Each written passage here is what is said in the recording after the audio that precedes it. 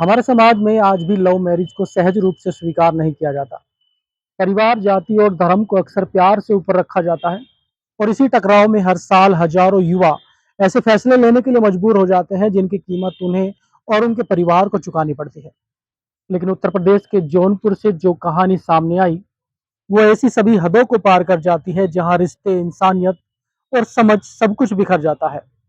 इस कहानी को सुनकर शायद आपके मन में भी यही सवाल उठेगा कि कोई बेटा इतना क्रूर कैसे हो सकता है। कहानी यूपी के जौनपुर से है, जहां रहने वाले श्याम बहादुर जमशेदपुर में रेलवे में लोको पायलट थे। कुछ समय पहले ही वो रिटायर हुए थे। रिटायरमेंट के बाद उन्होंने अपनी जमा पूंजी से जौनपुर में ही घर बनाया था, जहां वो अपनी पत्नी बबीता के साथ रहा करते थे। परिवार में 3 बेटियां और एक बेटा था। तीनों बेटियों की शादी हो चुकी थी। बेटा अम्बेश इंजीनियर था और कोलकाता में नौकरी करता था। बेटियां अपने अपने ससुराल में खुश थी और बेटा भी कभी कभार घर आता जाता था। जिंदगी सामान्य रूप से ही चल रही थी। करीब 6 साल पहले की बात है। कोलकाता में नौकरी के दौरान अम्बेश को एक मुस्लिम परिवार की लड़की से प्यार हो गया। अम्बेश जानता था कि उसके घर वाले इस रिश्ते को स्वीकार नहीं करेंगे, इसलिए उसने चुपचाप कोलकाता में ही शादी कर ली। लेकिन कुछ समय बाद जब माँ बाप को ये बात पता चली तो वो लोग नाराज हो गए। वक्त बीतता गया और इस दौरान अम्बेश के 2 बच्चे भी हो गए। लेकिन अम्बेश के माँ बाप की नाराजगी जारी रही। बात दिसंबर 2025 की है। दिसंबर के पहले सप्ताह में अम्बेश माता पिता से मिलने के लिए जौनपुर आया हुआ था।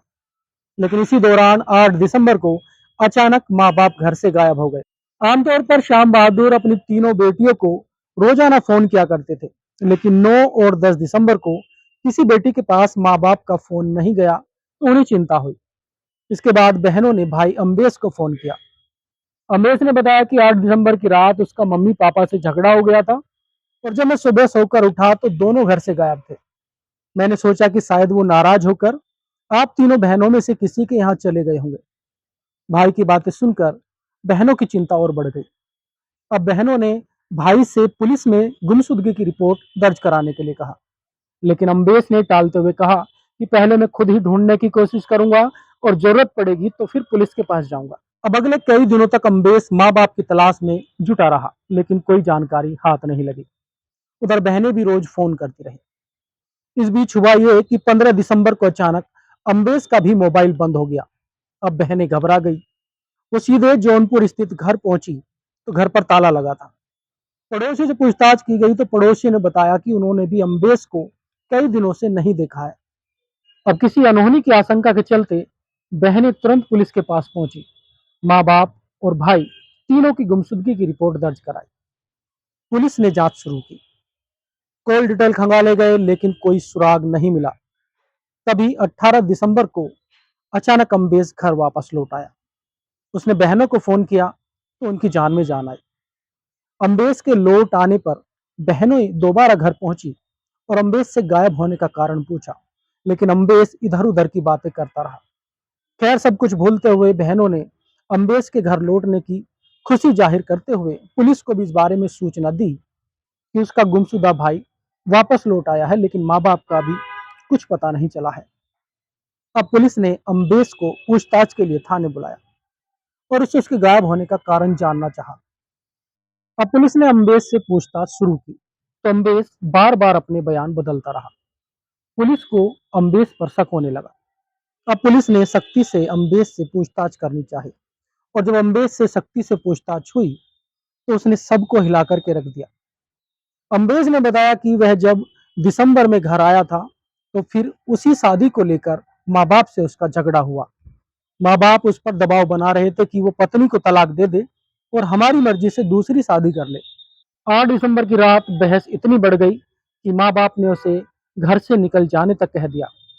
माँ से अम्बेश का कुछ ज्यादा ही झगड़ा हुआ और इसी गुस्से में उसने पास में रखे सिलबट्टे से अपनी माँ के सिर पर वार कर दिया। माँ वहीं गिर पड़ी। शायद एक ही वार में उनकी जान चली गई थी। उधर शोर सुनकर अम्बेश के पिता कमरे की तरफ दौड़े। उन्होंने अम्बेश से कहा कि तूने ये क्या कर दिया। पिता पुलिस को फोन ही करने वाले थे कि डर और गुस्से में अम्बेश ने अपने पिता पर भी हमला कर दिया और फिर गला घोटकर उनकी जान ले ली। जब उसे यकीन हो गया कि माँ बाप दोनों मर चुके हैं तो वो घबराया और सबूत मिटाने की योजना बनाने लगा। उसने घर में रखा इलेक्ट्रिक ग्राइंडर उठाया और माँ बाप के शवों के टुकड़े कर दिए। फिर उसने उन टुकड़ों को प्लास्टिक की थैली में भरा और फिर अपनी कार में रखते हुए गोमती नदी के पुल पर ले जाकर नदी में फेंक आया। हैरान करने वाली बात यह है कि जिस कार में अम्बेस ने माँ बाप के टुकड़े रखे, वो कार उन्होंने ही उसे उसके जन्मदिन पर गिफ्ट की थी। लाशों को ठिकाने लगाने के बाद अम्बेस जब दोबारा घर पहुंचा तो उसने देखा कि एक कोने में उसकी माँ का कटा हुआ पैर रखा है। शायद जल्दबाजी में वो उस पैर को बोरी में रखने भूल गया था। फिर उसने माँ के पैर को उठाया, बोरी में रखा और फिर उसी कार में नदी पर पहुंचा और फिर उस पैर को भी वहीं फेंक आया जहां उसने पहले टुकड़े फेंके थे। घर आकर उसने पूरे घर की सफाई की और इसके बाद पुलिस से बचने के लिए वो शहर छोड़कर वाराणसी चला गया। लेकिन डर और अफसोस के कारण लौट आया और लौटते ही पुलिस ने उसे पकड़ लिया। पुलिस ने गोमती नदी से सर्च ऑपरेशन चला करके कुछ अवशेष बरामद कर लिए, लेकिन कई हिस्से अभी भी गायब हैं। अम्बेश की पत्नी से जब इस बारे में पूछताछ की गई तो उसने बताया कि इस वारदात के बारे में उसे कोई जानकारी नहीं थी।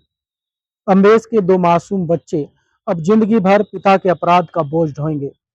तीनों बहनों के लिए भी यह सच्चाई किसी अभिशाप से कम नहीं है कि उनका इकलौता भाई अपने ही माँ बाप का कातिल है। अगर अम्बेश ने प्यार और परिवार के बीच खड़े होकर संवाद का रास्ता चुना होता तो शायद ये खौफनाक अंजाम नहीं होता। लेकिन गुस्सा जब इंसान पर हावी होता है तो वो सही गलत का फैसला भूल जाता है और तब ऐसी दिल दहलाने वाली वारदात सामने आती है। फिलहाल इस कहानी में इतना ही। कल फिर मिलते हैं किसी और नई कहानी के साथ। तब तक के लिए नमस्कार।